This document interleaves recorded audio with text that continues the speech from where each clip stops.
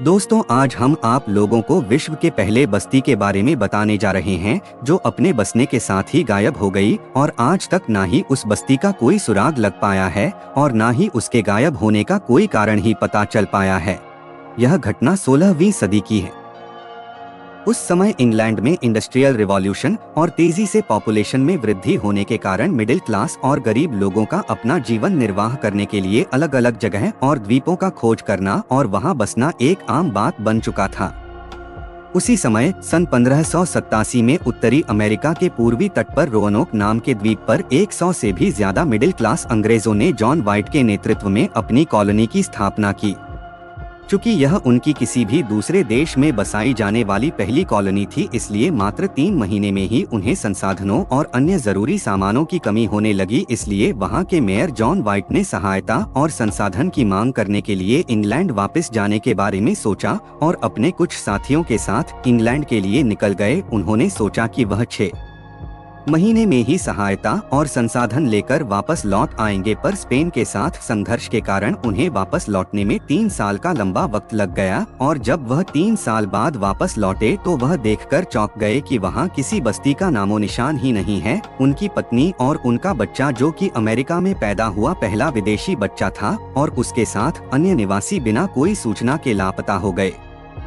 वहां मिला तो सिर्फ एक पेड़ जिस पर क्रोटोन और क्रो के अक्षर खुरेद कर लिखे गए थे। जॉन व्हाइट ने जाते वक्त अपने लोगों से कहा था कि अगर उन्हें वह जगह छोड़कर कहीं और जाना पड़ता है तो वह अपने पीछे एक निशान जरूर छोड़ जाएं। इसलिए उन्हें वह पेड़ पर लिखा हुआ शब्द नई जगह बसने का इशारा लगा और वे अपने गायब हुए बेटे और पत्नी और अन्य निवासियों और उस विचित्र पेड़ पर लिखे हुए जगह की खोज में चल पड़े। पर कुछ देर बाद ही अचानक एक जोर का तूफान उठा, जिसके कारण उन्हें खोज और जांच पड़ताल को वहीं पर रोकना पड़ा और अंत में तो उन्हें इंग्लैंड ही वापस लौटना पड़ा और वह अपने जीवन काल में कभी भी उस नई दुनिया तक नहीं पहुंच पाए।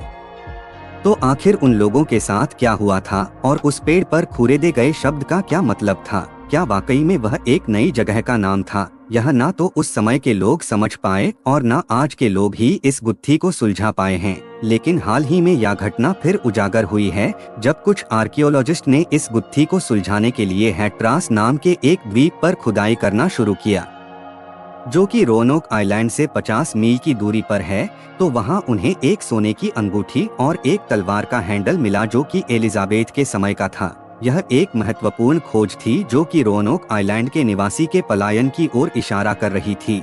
पर आर्कियोलॉजिस्ट का यह भी कहना है कि उन्हें इसके अलावा कोई और सबूत या रोंक लोगों के कंकाल या रोअनोक लोगों के बस्तियों के एकदम से उजड़ जाने का कोई कारण नहीं मिला जो इस पलायन की मान्यता को पूरी तरह सिद्ध कर सकें। तो वहीं कुछ लोग इस घटना को एलियंस और दैवीय शक्ति से जोड़कर भी देखते हैं। इसीलिए यह घटना आज भी अनसुलझी है और एक रहस्य बनी हुई है। तो दोस्तों, आपको क्या लगता है रोअनोक लोगों के साथ क्या हुआ होगा? क्या इसके पीछे कोई एलियन का हाथ है या उन्होंने सही में हैट्रास पर पलायन कर लिया था या कोई और कारण है? कमेंट सेक्शन में बताएं और इसी तरह की रोचक और रहस्यमयी कहानियों को सुनने के लिए इस वीडियो को लाइक और इस चैनल को सब्सक्राइब करें।